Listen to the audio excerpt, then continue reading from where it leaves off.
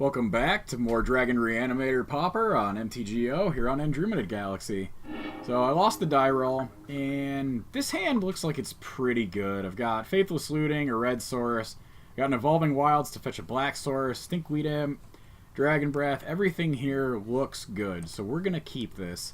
And it appears as though I am on the draw, and my opponent's deciding whether or not they want to mulligan to 5. So I'm going to say good luck and have fun to my opponent. My opponent leads off with Evolving Wilds and just passes the turn. I'm going to bring my graveyard out here. Okay. Untap, upkeep. There we go. There's that, and I'm going to loot my poor little heart out. So I got Ulamog's Crusher and a Dragon Breath. I think we're going to possibly live the dream here. If I can get an untapped black source, I can very easily... Well, I can turn to that Crusher and swing for 8. And my opponent looks like they forgot to crack their Evolving Wilds, so... kind of stinks for them. This is where, in a non-tournament setting that I wish, like, because I'm in the just for fun rooms now, that you had the option to do a rollback. And I would totally let my opponent do that, because that stinks, and they could have had a play this turn. They're playing black-green, so it's possible they're playing a similar deck. Okay, Rugged Highland. Well, I'm going to play this Evolving Wilds, and then I'm going to pass the turn. And next turn, we'll get our hasty Ulamog's Crusher, which will still be difficult for the opponent to deal with, especially considering they're tapping out for that Wild Mongrel. Okay. In combat main, and on their end step, I'll do this Evolving Wilds. Search my library for a basic land card and put it onto the battlefield tapped. Don't mind if I do. So here, we're going to grab a Swamp. And that will enable us to do Exhume. And then I could potentially play Rugged Highland. Even if they discarded their whole entire hand, the biggest their Mongrel would be is a 7/7. So not enough. Okay, so here we go and Exhume. And I'm going to grab that Crusher. I suppose my opponent's reading what Exhume does. Mongrel, he's discarding things. Okay, and what could he possibly have? Ah, he wants to get his Hooting Mandrills back. So he's playing a deck similar to mine. Although I don't run Wild Mongrel, but it might be worthwhile to do so. Okay, what is this one? It's trying to get on both of them. Do you wish to return Dragon Breath from the graveyard, enchanting Hooting Mandrills? No, I do not wish to do that. I do wish to return it on Ulamog's Crusher, though. So he could still double up and block. But either way, he's going to annihilate 2 here. And that'll be absolutely devastating this early in the game. Had we gotten this off a turn earlier via an untapped black source, my opponent would have just been dead, just flat out. And I would actually... Yep, he has to attack, so it's coming in at you. And you annihilate 2, sir. Mr. G.I. Jones. Now here, if he decides to pump that Mongrel, yeah, he's got a Stinkweed Imp. Okay, I'm going to pop his graveyard out too. Just because it's probably going to be relevant this game. Okay. I'll actually trade with his Mongrel because my Angler can outsize the Mandrill every time.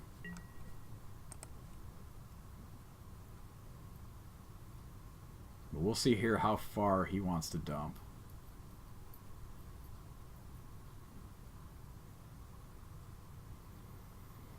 His opponent's deciding what to sacrifice. So he's going for the Forest.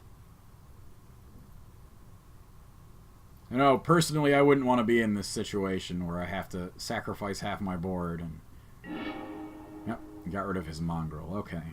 Which I did not expect. And will he just take the 8? Just take the 8. Alright, so I'll play Rugged Highland. It's green and red. I might need that double red source, you never know. And I could always use it to pump him, so.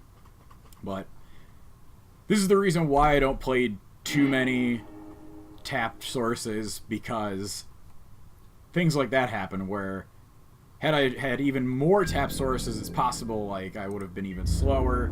And what you want to do with this deck is just get these huge guys out as quick as you possibly can to just beat face on your opponent.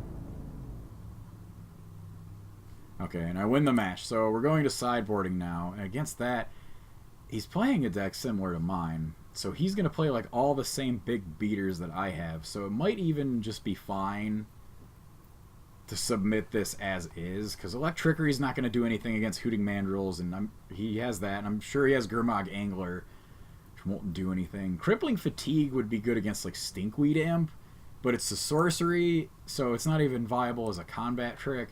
Canopy Claws I don't see being useful because he's just gonna have like no flyers other than Stinkweed Imp. So I might just submit this as is, and if things don't go well, I could always try out Trader's Clutch. Having Shadow could be useful. I'll just submit as is. I think my plan here is to just try to swing for the fences and knock him out of the game really quick. So that's the plan. Pop my yard out, pop my opponent's yard out. Adjust my glasses so I can see properly. And what do we got here? Okay, another Evolving Wilds. Two Faithless Lootings. That's good. Okay, so I've got Jund Mana through all of this. I'll keep this hand. So turn one, I'm going to Looting again. My opponent goes for a Jungle Hollow. That's perfectly fine. Okay. What do I draw?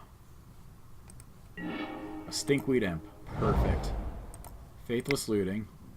So here I dump Dragon Fangs and Stinkweed Imp as things stand now. But that very well may change. Whoop, my dog scared the crap out of me. I didn't realize she was laying over there. Okay, so here... Okay, I'm actually going to do Dragon Scales and Dragon Fangs. Because when I get that Angler into play, it will be gross having both of those. Next turn I can Wayfinder, and then... Actually, I might not even do that, because I want to get that Gurmag Angler by turn 3. Putrid Imp. Okay, that's a card I've also considered putting in here. It's a good enabler. Okay, what do we got here? Okay, an Exhume. Okay, so now... Definitely going for the black source, because this changes the game. So I'm going to do that. Faithless Looting. If I hit Nulamog's Crusher, I'd be pretty happy. Alright, so... Stinkweed Imp.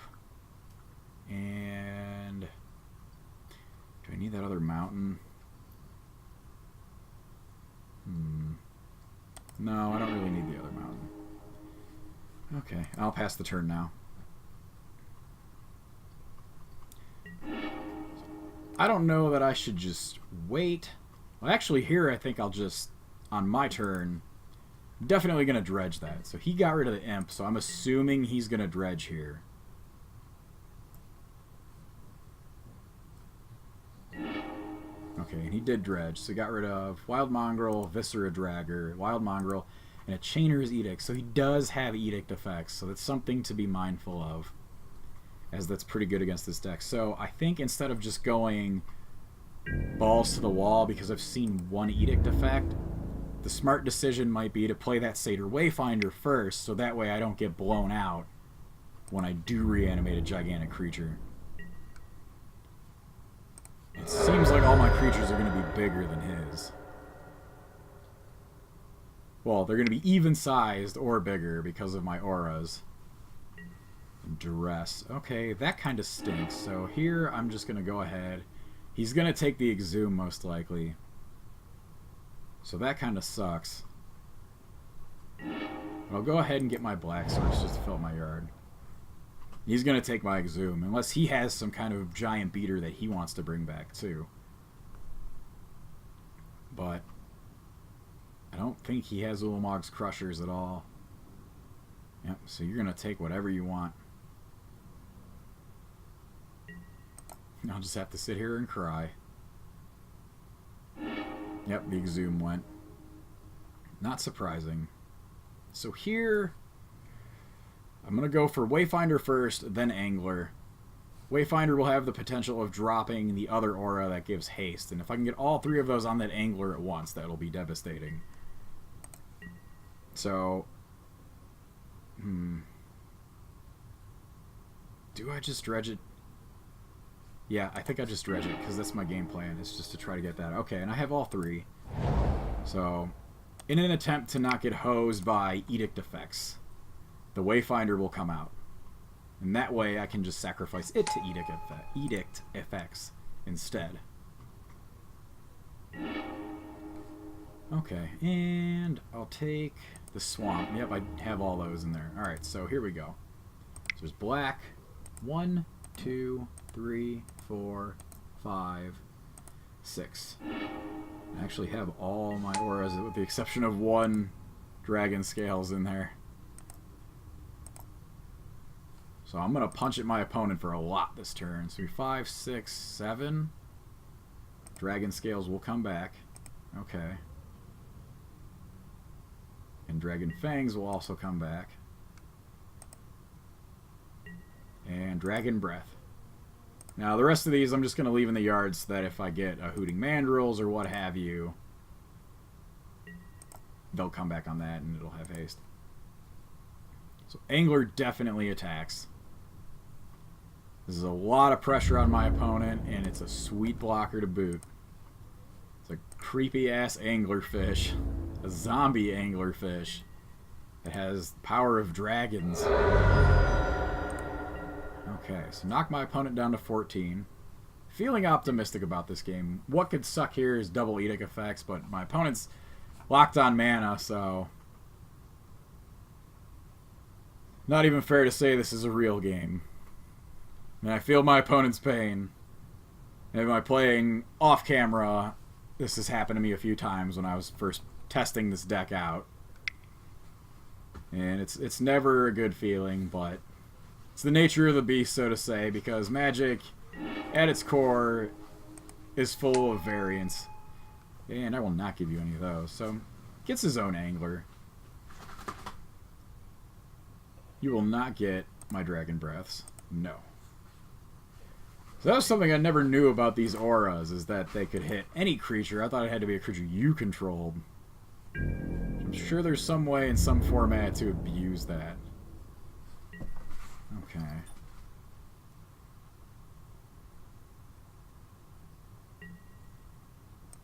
Okay. And an Ulamog's Crusher, which doesn't do much now.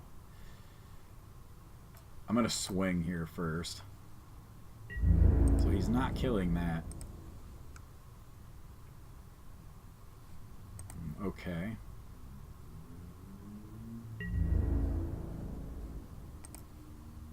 You know, there's really no reason to fill up my yard anymore. I think here what I do is I bluff a Bolt. My opponent didn't see too much of my graveyard, so...